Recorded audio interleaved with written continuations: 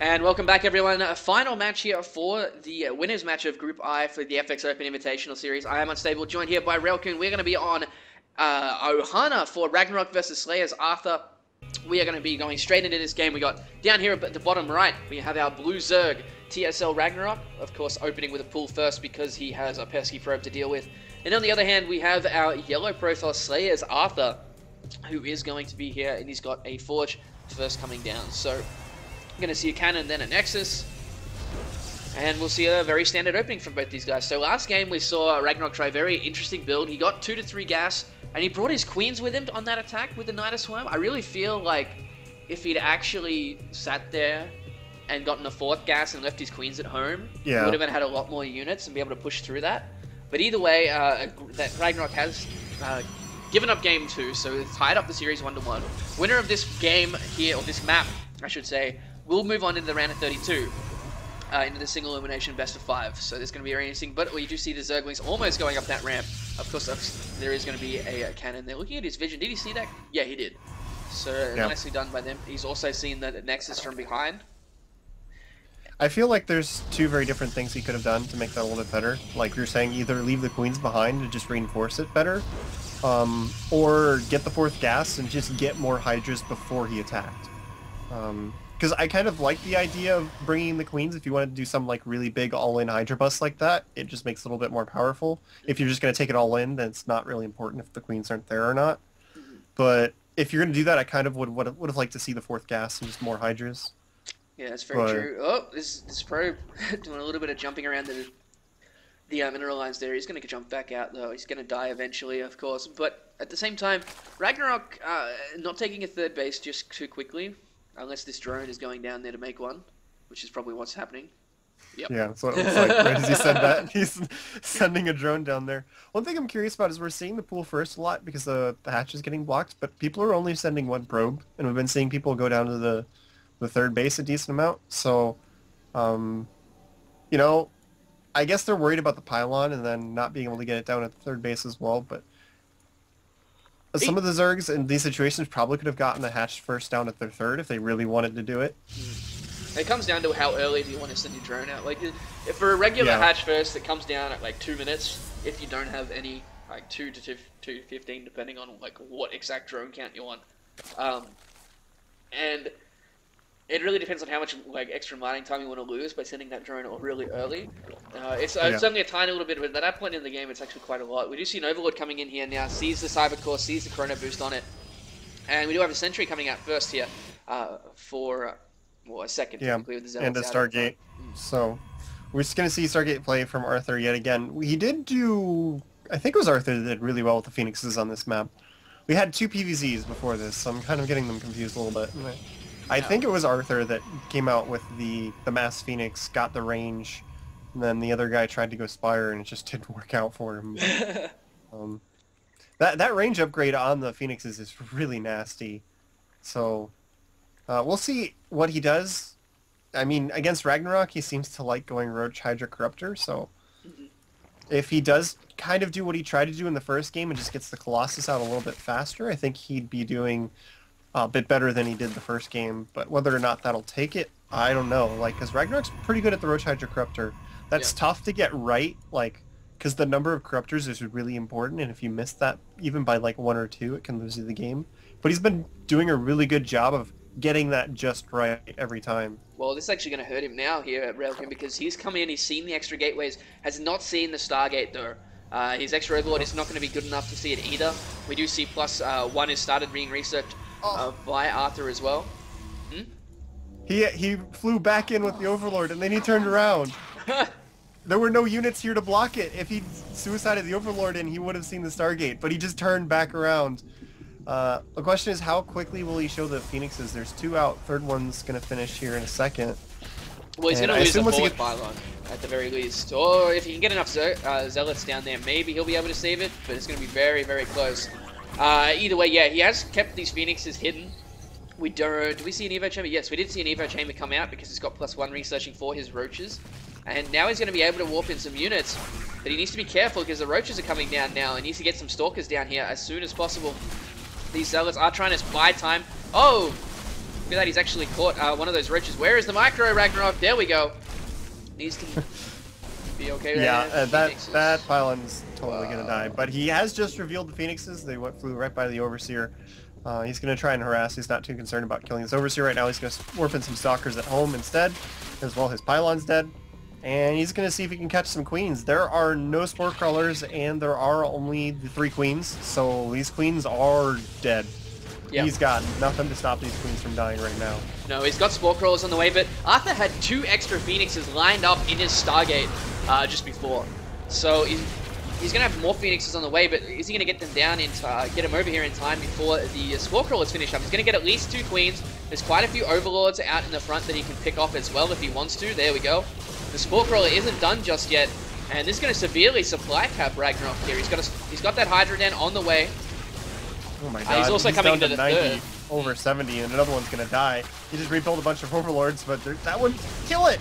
Come on! Oh my god! Just put a full health Phoenix in front and kill it. Oh, he's going home.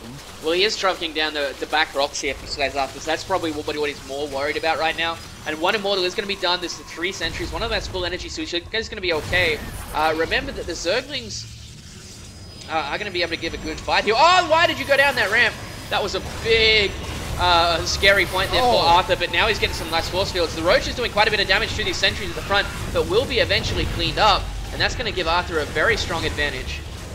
He did lose a bunch of sentries, though, because he sent them down the ramp. Like, he could have force fielded and kept the sentries up the ramp, and then the sentries wouldn't have died, and he'd be in a way better position right now. So, like you're saying, that was a pretty questionable decision, but we do see Ragnarok going into his favorite strategy, Roach Hydra Corruptor, except all the Roaches just died. So once again, we're in that tricky situation. There's a bunch of Hydras out, and if they get caught by the Phoenixes, this could be quite bad.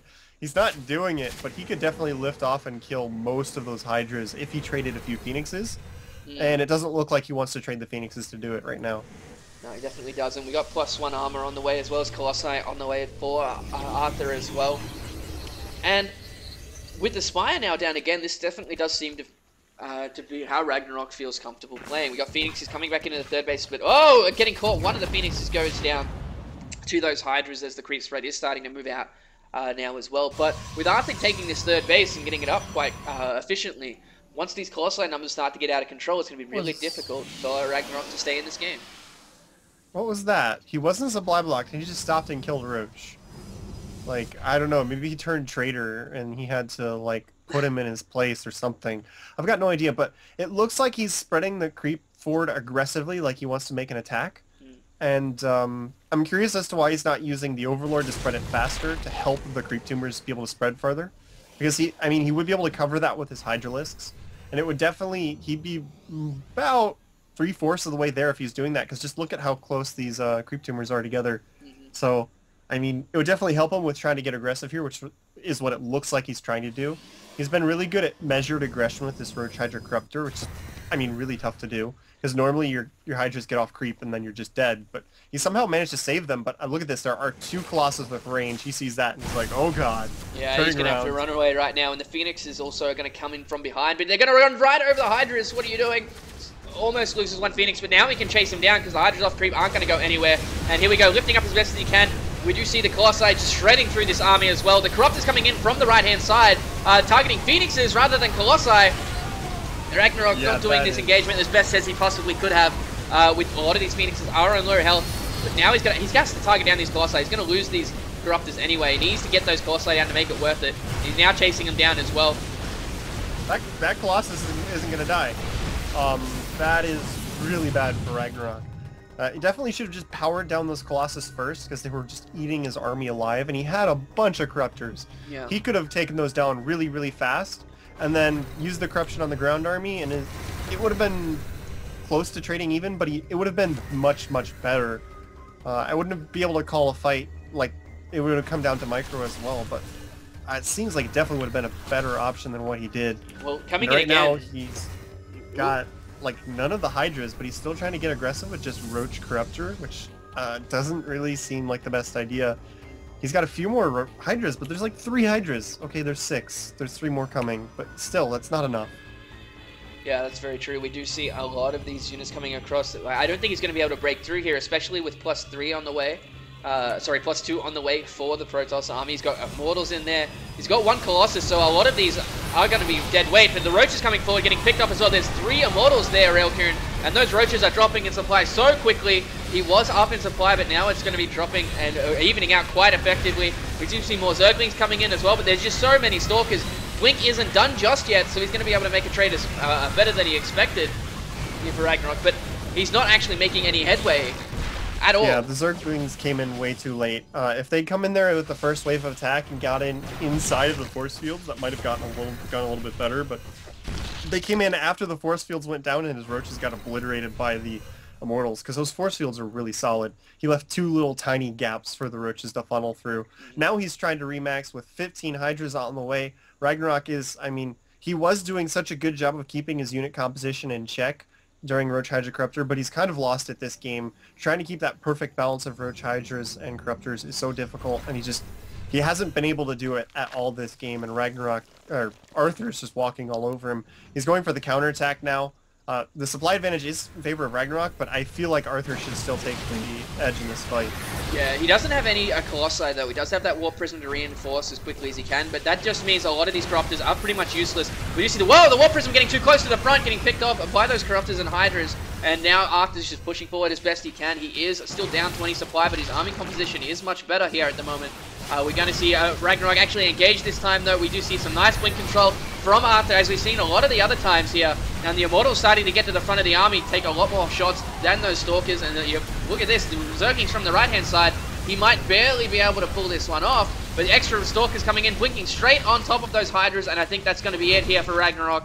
Arthur's now taking the supply lead. He's starting to take out Overlords as well. These Corruptors are still just flying around being useless, pretty much. And look at that. There's the GG by Ragnarok. Congratulations to SlayerSArthur. He will make it through to the round of 32, and we will, of course, see Ragnarok drop into the final game for this group. There we go. The graphic actually made it work this time. So congratulations to him. We'll be right back after our next break with the losers match. Stay with us.